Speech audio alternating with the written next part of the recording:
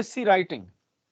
प्रेसी writing एक ऐसी practice और एक ऐसी वर्कशॉप है जो कंपटीशन एग्जाम के अंदर या एकेडमिक एग्जाम जितने भी हैं उनके अंदर डाली जाती है। इसका बेसिक पर्पस ये होता है कि आप की जो पावर ऑफ कॉम्प्रिहेंशन है या किसी चीज को थोड़े वक्त में अंडरस्टैंड करने की जो पावर है उसको जज किया जा सके। रीजन इसके पीछे यही है कि आप रीडिंग का आपका जो स्टाइल है, आप डॉक्यूमेंट्स को जो पढ़ते हैं वो जो आपका स्टाइल है, आप कितनी जल्दी किसी केस को समझ पाएंगे, किसी के स्टेटमेंट को कितनी जल्दी समझ पाएंगे, या किसी केस के अंदर जो उलझी हुई चीजें होती हैं उनको आप कितनी जल्दी समझ पाएंगे। आपको सिविल सर्वेंट लगाया जाता है अगर हम कंपटीशन एग्जाम की बात करें, और दूसरा जो एकेडमिक होते हैं तो वो भी आपको किसी न किसी लेवल पे स्टेट को सर्व करने के लिए ही तो सारा कुछ सिखाया जा रहा होता है ना। तो प्रेसी का बेसिक पर्पस ये है। अब हमने इस पर्पस के लिहाज से चीजों को देखना। तो मेरे सामने प्रेसी राइटिंग के 5-6 स्टेप्स लिखे हुए हैं और राइट साइड पे उसकी कुछ ट्रिक्स लिखी हुई हैं। हमने इन सब सारी चीजों को पहले देखना है और उसके बाद आपके सामने एक प्रेसी को मैं एक पैराग्राफ को प्रेसी बनाने के कुछ स्टेप्स को प्रैक्टिकली भी दिखाऊंगा, और उसके बाद उनके ऊपर एक वीडियो बनी हुई ऑलरेडी, वो भी आपके साथ शेयर की जाएगी, और फिर आपकी कुछ क्वेरीज जो होंगी वो मैं लूंगा। ठीक है। तो जब आपके सामने एक पैराग्राफ आता है, आपसे कहा जाता है कि ये पैराग्राफ है जी, आप करें इसका 1/3 और एक टाइटल लाजमी दें। ठीक है, टाइटल। अब आपने क्या करना है, आपके सामने पैराग्राफ है और उस पैराग्राफ क्वेश्चन पेपर के ऊपर आपने दो ऑपरेट करने, दो चीजें आपने क्वेश्चन पेपर के ऊपर करनी है, बाकी वाली चीजें आपने आंसर शीट के ऊपर करनी है। दो ये चीजें प्लस 4 ये चीजें। ठीक है। अब हम क्वेश्चन पेपर के ऊपर बहुत ज्यादा निशानात नहीं लगा सकते। क्वेश्चन पेपर के ऊपर जो है ना लिखा नहीं इतना जा सकता, सख्ती होती है। तो हमने क्या करना होता है, हमने उसकी दो रीडिंग्स करनी है। दो रीडिंग्स बगैर किसी ऑपरेशन के, बगैर किसी चीज को चेंज किए, बगैर उसके ऊपर कोई फनकारी किए, दो रीडिंग्स आपने करनी है। ये आप फर्ज समझ लें। उसकी रीजन मैं आपको बताता हूं। जब आप ये दो रीडिंग नहीं ना करते तो आपको दो चीजों के में मसाइल होते हैं। एक तो स्किमिंग नहीं कर पाते आप, फिर आप स्कैनिंग नहीं कर पाते। ये दो चीजें क्या है? स्किमिंग होता है मेन आइडिया पकड़ना, ठीक है, ये इंग्लिश की टर्म्स हैं। स्कैनिंग होता है नंबर ऑफ पॉइंट्स को पकड़ना। ये दो ऐसी रीडिंग्स हैं, अगर आप स्किमिंग छोड़ देंगे आप अच्छा टाइटल या उसका अच्छा थीम नहीं तलाश कर पाते। अगर आप स्कैनिंग छोड़ देंगे तो आप उसकी सारी जितनी चीजें होती हैं आप उनको मुकम्मल तौर पे एंड तक समराइज नहीं कर सकते। और ये दो ही मेजर काम होते हैं समरी बनाने में। एक तो आपने आइडिया डिस्टर्ब नहीं होने देना, दूसरा आपने जो उसके अंदर एलिमेंट्स होते हैं उनको आपने मिस नहीं करना। एलिमेंट्स को मिस नहीं करना, एलिमेंट्स होते हैं सीन्स, लेकिन रेपिटिशन को एक्सक्लूड करना है। उसके अलावा बार बार जो चीज डिफरेंट स्टाइल से बताई गई है या एक्स्ट्रा एक्सप्लेनेशन जो होती है उसको भी आपने एक्सक्लूड करना होता है। लेकिन दो चीजों को आप नहीं कर सकते। Number 1 idea, number 2 elements.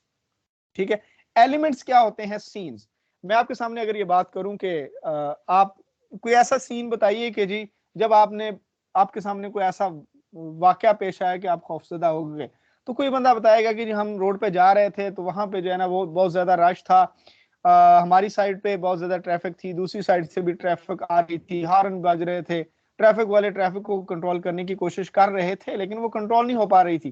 तो अचानक एक तरफ से जो है ना बहुत हाई स्पीड गाड़ी आई और उसने 2-3 गाड़ियों को जो है टक्कर मार दी। आप मुझे बताइए, बात तो आपने ये बतानी थी कि वहां पे एक्सीडेंट हुआ, रश की वजह से हुआ या जिस भी वजह से हुआ। आपने पहली वाली जो 3 से 4 लाइंस बोली हैं वो एक सीन बनाती हैं। सीन क्या है? सीन क्या है कि ट्रैफिक बहुत ज्यादा थी, हैवी ट्रैफिक थी, ठीक है। और दूसरा उसकी गलती क्या है? वो एक बंदा हाई स्पीड आ गया। दूसरी चीज वो, यानी आपको गाड़ियों की तादाद बताना, और उसके बाद बताना कि हॉर्न्स बहुत ज्यादा चल रहे थे, ट्रैफिक वाले बड़े परेशान थे, उनसे जो है ना वो ट्रैफिक कंट्रोल करने के बावजूद वो नहीं कर पा रहे थे। तो ये सारी चीजें एक सीन क्रिएट करती हैं। आपने हर पैराग्राफ से सीन्स तलाश करने होते हैं। सीन्स मैं उनको कहता हूं एलिमेंट्स। डिफरेंट किताबों में उनको उनके डिफरेंट नाम है। मैंने आपको मिसाल से समझा दिया कि यहाँ पे एक सीन क्या है कि ट्रैफिक बहुत हैवी थी, ठीक है, हैवी ट्रैफिक की बात, वो 4-5 मिसालें दे के ये बात समझाई गई। तो आपने 2 रीडिंग्स क्वेश्चन पेपर के ऊपर करनी है। पहली रीडिंग में आपने कोई निशान नहीं लगाना क्वेश्चन पेपर के ऊपर। दूसरी रीडिंग में आपने डॉट्स वगैरह लगाने, डॉट्स नंबर 1 2 3 बेशक ना लिखें क्योंकि सख्ती होती है वहां पे। 1 2 3 की जगह पे आप छोटे छोटे, एक पॉइंट ये हो गया, दूसरा ये हो गया, तीसरा ये हो गया। पैराग्राफ के अंदर आपने देखना कि ये पहली बात ये है, दूसरी बात ये है। ये बात क्या है? सीन। आपने देखना होता है कि पहली बात उसके साथ 2 मिसालें, 3 लाइंस तक उसकी एक्सप्लेन, फिर दूसरी बात उसके साथ 2-3 मिसालें। मैं मिसाल की आपको एग्जांपल देता हूं। यानी वो जो मैं कह रहा हूं ना मिसालें दी जाती हैं, तो अब आपको रश या हैवी ट्रैफिक का बताना था, तो उसकी मिसाल क्या है? वही कि हॉर्न्स बज रहे थे, ट्रैफिक वाले बड़े परेशान थे, उसको कंट्रोल करना चाह रहे थे, गाड़ियों की बहुत ज्यादा तादाद थी, ठीक है। तो ये 3-4 फिक्रे जो है ना, ये एग्जाम्पल्स हैं असल में एक सीन की। और वो सीन क्या है? Heavy traffic. हैवी ट्रैफिक का सीन है।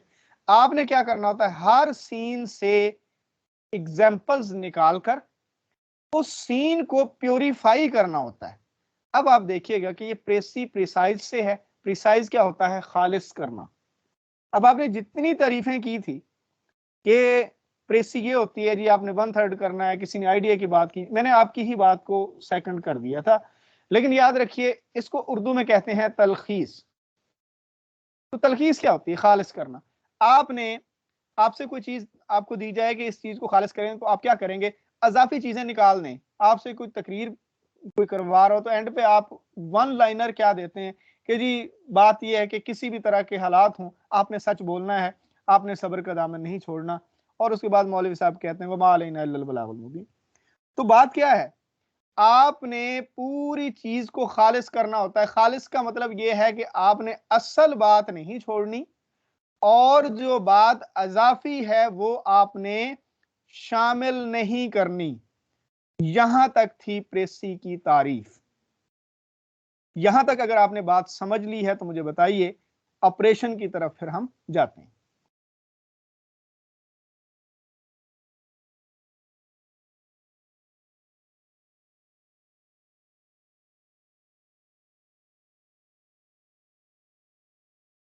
चलें, मुझे एक मैसेज रिसीव हुआ, बाकी लोग भी मैसेज कर दिया करें तो मुझे ज्यादा आइडिया हो जाएगा।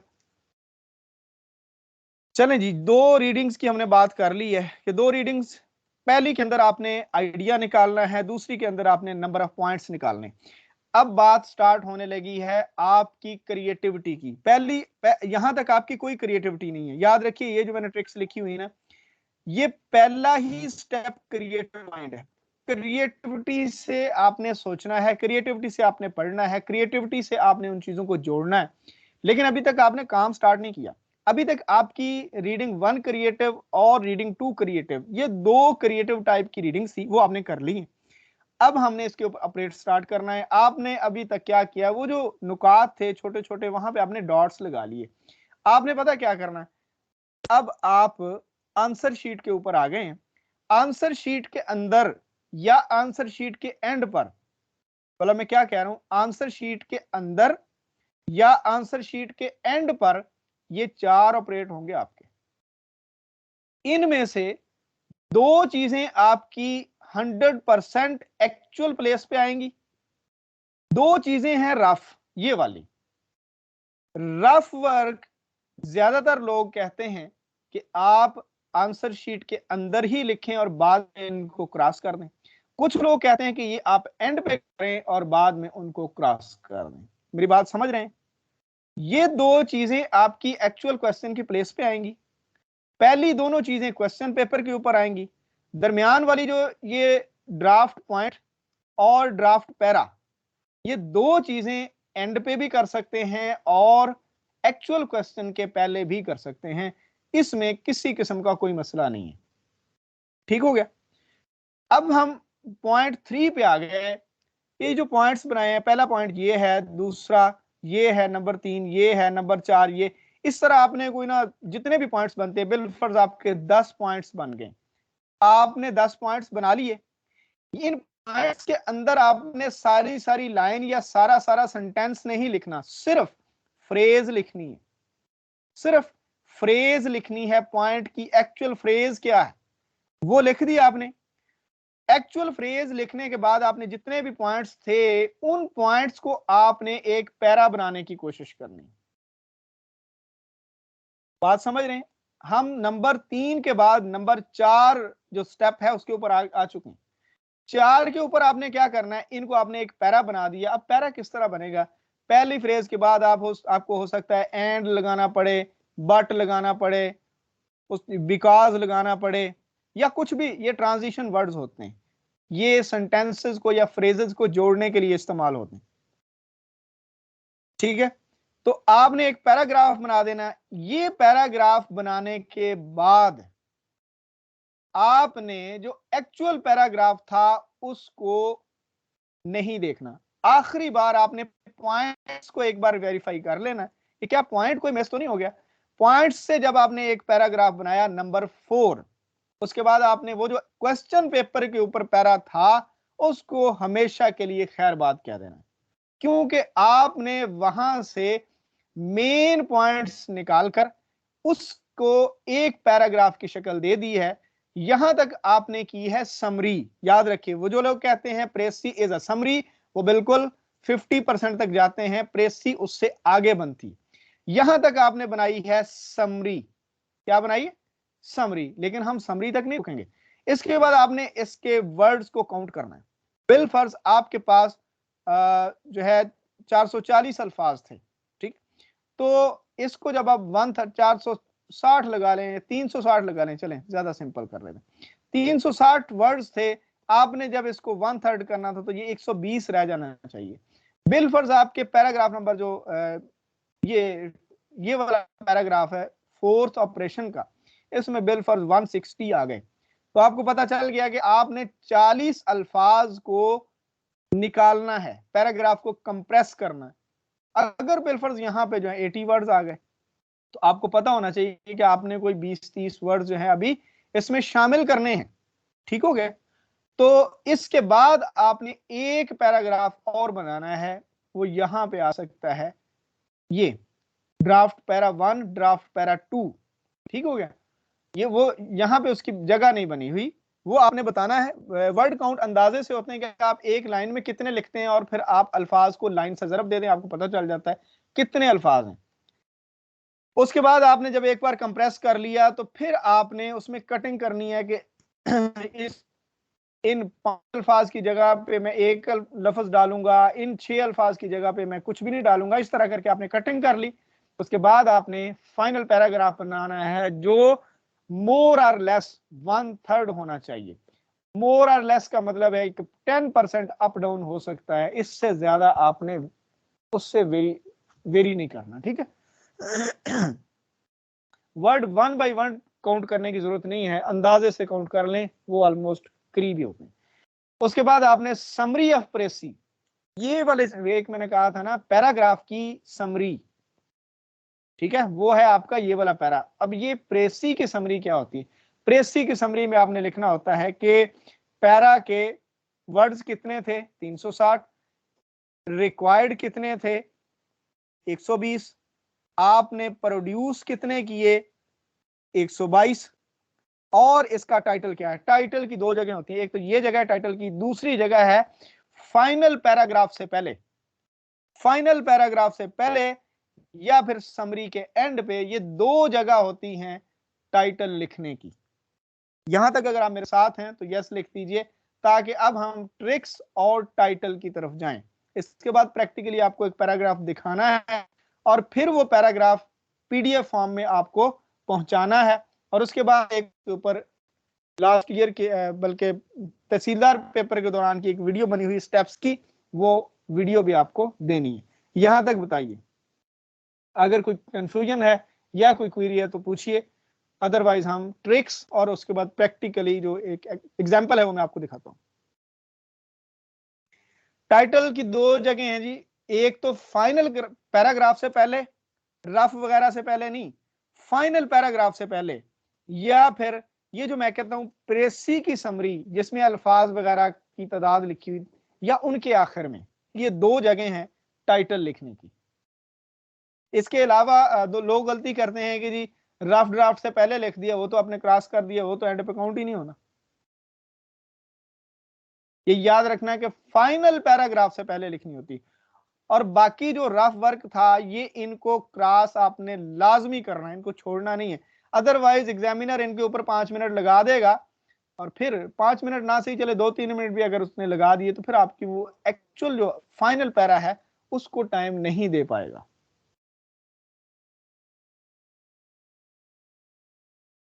मैंने यहां पे 2 बार समरी का लफ्ज बोला है। पहला लफ्ज बोला है कि पॉइंट्स को मिलाकर आपने पैराग्राफ की समरी बनानी है। वो जो ओरिजिनल पैराग्राफ था आपका क्वेश्चन पेपर में, ये समरी का वर्ड इसलिए बोला है कि समरी को प्रेसी नहीं कहना, ये इसलिए मैंने समरी का वर्ड बोला। दूसरा जो होता है ना समरी ऑफ प्रेसी, ये है ये अल्फाज वगैरह की तादाद और टाइटल वाला एक सेट होता है। मैं आपको एग्जांपल दिखा देता हूं इसकी। अभी मैं आपके सामने पीडीएफ की एग्जांपल दिखाता हूं, उससे आपको ज्यादा आइडिया हो जाएगा। चलें जी, नेक्स्ट ट्रिक्स की बात कर लेते हैं और उसके बाद आपको प्रैक्टिकल पैराग्राफ दिखा देते हैं, फिर आपको एक वीडियो दे देंगे।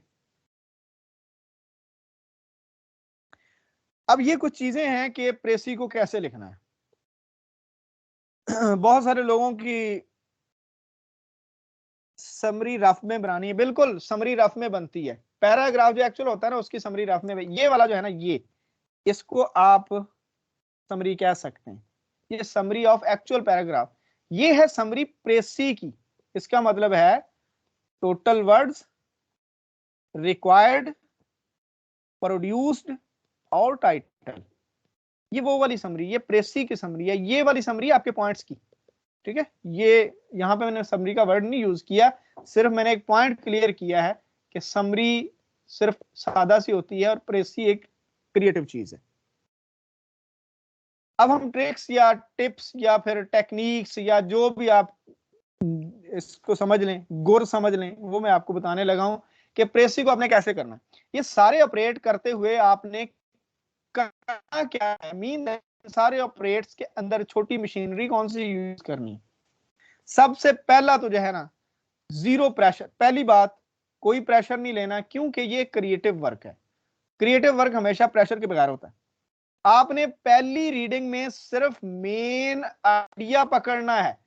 पहली रीडिंग में किसी पॉइंट के ऊपर नजर नहीं डालनी। पहली रीडिंग का मतलब ही स्किमिंग है, मेन आइडिया। दूसरी रीडिंग में आपने फिर आइडिया जोड़ने की कोशिश नहीं करनी, दूसरी में सिर्फ सीन्स तलाश करने, पॉइंट्स तलाश करने, एलिमेंट्स तलाश करने के पैराग्राफ के अंदर असल बातें कितनी हैं, असल पॉइंट्स कितने हैं, असल सीन्स कितने, ठीक है, या फिर असल नुकात जिनको आप उर्दू में कहते हैं वो कितने। उसके बाद आपका ऑपरेट स्टार्ट हो जाता है। इन दोनों रीडिंग्स को क्रिएटिव रखना है और प्रेशर आपने जीरो रखना है। नेक्स्ट, सीन्स आइडेंटिफिकेशन और रिमूवल ऑफ एक्स्ट्रा थिंग्स। ये एक लंबा सा क्वेश्चन है, मैं इसका आंसर देता हूं, पहले मुझे जरा। नंबर 2 है सीन्स को आइडेंटिफाई करना, एलिमेंट्स को आइडेंटिफाई करना, नुकात को आइडेंटिफाई करना, और ये सेकंड रीडिंग की बात हो रही है अभी, सेकंड रीडिंग। रिमूव करना है एक्स्ट्रा थिंग्स को, जो चीजें उन सीन्स को क्रिएट करने में, मैं मिसाल पहले भी दी है कि हैवी ट्रैफिक को समझाने के लिए उसने 3-4 मिसालें दी आपको, लेकिन आपको जब समझ आ गई कि हैवी ट्रैफिक, तो आप जस्ट लिखेंगे इट वाज हैवी ट्रैफिक, ठीक है। फिर आपने समझाना है एग्जामिनर को भी, मुझे समझ आ गई बात असल इसमें ये थी। उसके बाद एक्स्ट्रा थिंग्स या एक्स्ट्रा एग्जांपल जब आपने निकाल दी, तीसरी चीज इनडायरेक्ट नरेशन रखनी है। डायरेक्ट नरेशन नहीं होगी। मिसाल के तौर पे एग्जामिनर ने कहा कि मैं अपने साथी के साथ जो है वो जू में गया, चिड़ियाघर गया, तो बहुत सारे लोग लिख देते हैं कि आई विद माय फ्रेंड। भाई आप तो थे ही नहीं, आप लिखेंगे द राइटर, आप लिखेंगे द नरेटर, ठीक है। आपने हमेशा मी, माई को, आवर को, इन चीजों को एक्सक्लूड कर देना है। आपने यहां पे राइटर की बात करनी है, ठीक हो गया। कहानी के टाइप में होती है प्रेसी, वो हमेशा थर्ड जो पर्सन है उसमें रिकग्नाइज होती हैं। और थर्ड पर्सन कौन हो सकता है? The writer. उसके बाद आपने ऑपरेशन करना है, ऑपरेशन कौन सा है? वही थर्ड करने का, और अगर वो ओवर हो चुकी है तो उसको कंप्रेस करना है, और अगर वो उसकी वर्ड वर्ड काउंट उसका कम है तो उसको आपने थोड़ा सा अप करना है। अगर आपसे कोई चीज, जाहिर सी बात है, 1/3 करना है तो कोई चीज आपसे मिस हो गई होगी, आपने दोबारा से फिर एक्चुअल पैराग्राफ को एक बार नजर मार लेनी है। इसके बाद आपने एक्चुअल पैराग्राफ, ये जो आप पहला पैरा बनाते हैं उसके बाद आपने नहीं देखना। नंबर 5 है, बहुत ही इंपॉर्टेंट, 5 नंबर की चीज है टाइटल। अच्छा, टाइटल से पहले मैं एक लंबा सारा क्वेश्चन है वो मैं इसको देख लूं।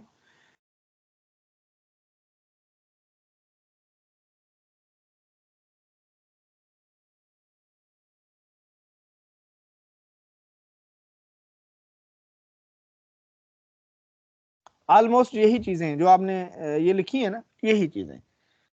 टाइटल क्या है? टाइटल कहते हैं जो सेंट्रल आइडिया होता है। अब सेंट्रल आइडिया, या तो आपने वो जो छोटी क्लासेस में आप कहानियां पढ़ते थे, लालच बुरी बला है, ठीक है, ग्रीड इज कर्स, या फिर आप कोई और, वो जी यूनियन इज स्ट्रेंथ, वो कहानी होती थी कंप्लीट। कंप्लीट कहानी का आपको बहुत छोटा सा जो है ना वो टाइटल बड़ा सिंपल सा समझ आ जाता था। अब उसने किसी बड़ी कहानी से एक पैराग्राफ पीस उसका काटा हुआ होता है, उसको उसका टाइटल बनाना मुश्किल होता है, इसलिए आपको सीन्स का सहारा लेना पड़ता है। मैक्सिमम 3 मेजर सीन्स को आपने टाइटल के अंदर डिस्कस करना होता है। मिनिमम आपने 2 को करना है, 2 से कम अल्फाज या 2 से कम कीवर्ड्स। कीवर्ड्स क्या होते हैं? किसी पैराग्राफ की मेन चीजों को ट्रांसलेट करने वाले अल्फाज।